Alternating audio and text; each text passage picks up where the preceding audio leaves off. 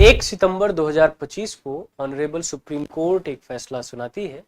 में वो ये कहते हैं, जब एक पद पर ही कार्य करवाना है तो अलग अलग योग्यताएं हम क्यों रखते हैं।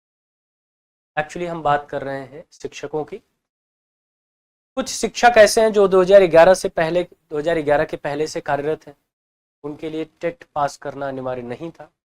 2011 के बाद यह अनिवार्य कर दिया। 1 से लेके 8 तक की बात मैं कर रहा हूँ, उसके बाद आगे की भी बात करूंगा।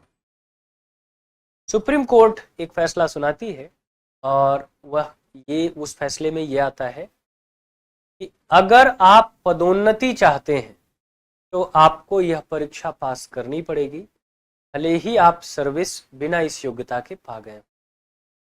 तब एक चर्चा आई, क्या सबके लिए? उन्होंने कहा नहीं, जिनकी सर्विस 5 साल से ज्यादा की बची है। फैसला सुनाने के दिन को आधार माना गया। जिनकी सर्विस 5 साल से ज्यादा की बची उनको पास करना होगा, तब वह अपने प्रमोशन को पा सकते हैं। अब वहां से एक सवाल आया कि अब जो बाद की शिक्षक भर्तियां हैं, खास करके जैसे उत्तर प्रदेश में टीजीटी, पीजीटी और बाकी वैकेंसीज आती हैं, उनमें टेट पास होना अनिवार्य नहीं है। क्या यह नियम उन पर लागू होगा?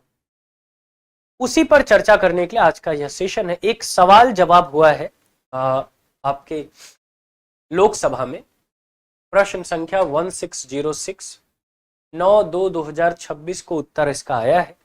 इस पर मैं आपको एक वीडियो प्रोवाइड कर रहा हूं।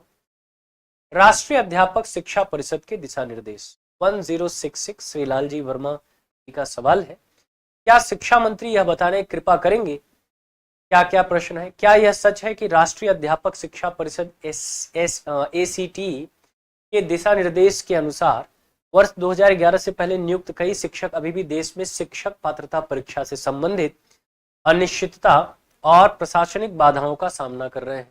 और यदि हाँ तो तत्संबंधी ब्यौरा क्या है? यानी अभी भी उनको परेशान किया जा रहा है उनकी योग्यता पर। दूसरा था, क्या सरकार इस बात से अवगत है कि वर्ष 2011 से पहले नियुक्त शिक्षकों की नियुक्ति उस समय लागू नियमों और प्रक्रियाओं के तहत की गई थी जब देश में टीईटी अनिवार्य किया गया था? और यदि हाँ तो तत्संबंधी अनिवार्य नहीं था, यदि हाँ तो तत्संबंधी ब्यौरा क्या है? क्या सरकार का वर्ष 2011 से पहले विधिवत नियुक्त सभी शिक्षकों को टीईटी से पूरी तरह छूट देने के लिए एक स्पष्ट समान राष्ट्रीय नीति जारी करने का विचार है ताकि यह सुनिश्चित किया जा सके कि उनके साथ कोई अन्याय न हो? यदि हाँ तो तत्संबंधी ब्यौरा क्या है? क्या सरकार यह सुनिश्चित करने का प्रयास करेगी कि टीईटी के अभाव में वर्ष 2011 से पहले नियुक्त शिक्षकों की सेवाओं, पदोन्नति और अन्य अधिकारों पर कोई प्रतिकूल प्रभाव न पड़े? तथा यदि हाँ तो तत्संबंधी ब्यौरा क्या है? और यदि नहीं तो इसके क्या कारण है? अब उत्तर क्या क्या है? शिक्षा मंत्रालय में राज्य मंत्री हैं श्री जयंत चौधरी जी। उनका क से लेकर अंग तक यानी जो भी प्रश्न था उसका उत्तर है कि निःशुल्क और अनिवार्य बाल शिक्षा का अधिकार RTE अधिनियम 2009 की धारा 23 की उपधारा 1 के प्रावधानों के अनुसरण में राष्ट्रीय शिक्षक शिक्षा परिषद NCT ने दिनांक 23 अगस्त 2010 की राजपत्र अधिसूचना द्वारा कक्षा 1 से 8 तक के सभी शिक्षक के रूप में नियुक्ति के लिए पात्र होने के लिए न्यूनतम योग्यताएं निर्धारित की। अधिसूचना के अनुसार शिक्षक के रूप में नियुक्ति के लिए शिक्षक पात्रता परीक्षा TET पास करना आवश्यक योग्यताओं में से एक है। भारत के माननीय सर्वोच्च न्यायालय ने दिनांक 1/9/2025 यानी 1 सितंबर 2025 के अपने निर्णय द्वारा बताया है कि अधिनियम की धारा 23 के तहत टीईटी निर्धारित न्यूनतम योग्यताओं में से एक है और अधिनियम के तहत आने वाले स्कूलों में शिक्षा के रूप में नियुक्ति के लिए अनिवार्य है। अब उन्होंने उत्तर दिया, RT अधिनियम लागू होने से पहले भर्ती किए गए सेवारत शिक्षकों के संबंध में माननीय न्यायालय ने भारत के संविधान के अनुच्छेद 142 के तहत अपनी शक्तियों का प्रयोग करते हुए व्यवस्था दी है कि जिन शिक्षकों की सेवा 5 वर्ष से अधिक बची है वे सेवा में बने रहने के लिए निर्णय की तारीख से 2 वर्ष की अवधि के भीतर टीईटी उत्तीर्ण कर सकते हैं। जिन शिक्षकों की सेवा निर्णय की तारीख तक 5 वर्ष से कम बची उन्हें टीईटी पास किए बिना सेवानिवृत्ति की आयु तक सेवा में बने रहने की अनुमति दी गई है। लेकिन ऐसे शिक्षक तब तक पदोन्नति के लिए पात्र नहीं होंगे जब तक वे टीईटी पास नहीं कर लेते। ठीक, माननीय सर्वोच्च न्यायालय ने निर्देश दिया है कि RT अधिनियम के तहत संवैधानिक ढांचे के अनुसरण में सांविधिक ढांचे के अनुसरण में शिक्षक के तौर पर नियुक्ति पाने के इच्छुक सभी लोगों के लिए, साथ ही ध्यान रखिए, शिक्षक के तौर पर नियुक्ति पाने के इच्छुक सभी लोगों के लिए, साथ ही पदोन्नति के माध्यम से नियुक्ति की इच्छा रखने वाले सेवारत शिक्षकों के लिए भी योग्यता अनिवार्य है।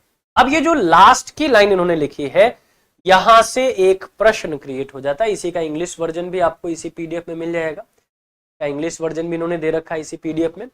यहां से एक चर्चा आती है कि क्या सबके लिए, और अगर सबके लिए तो जो लोग टीजीटी पीजीटी की परीक्षाएं दे रहे हैं, क्योंकि नोटिफिकेशन में तो ऐसा कुछ था नहीं, तो क्या उनके लिए यह योग्यता अनिवार्य हो जाएगी?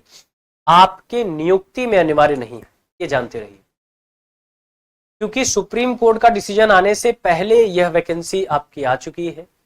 इसके जो भी नोटिफिकेशंस है, जो भी रूल रेगुलेशन, उसमें यह शामिल नहीं किया गया था।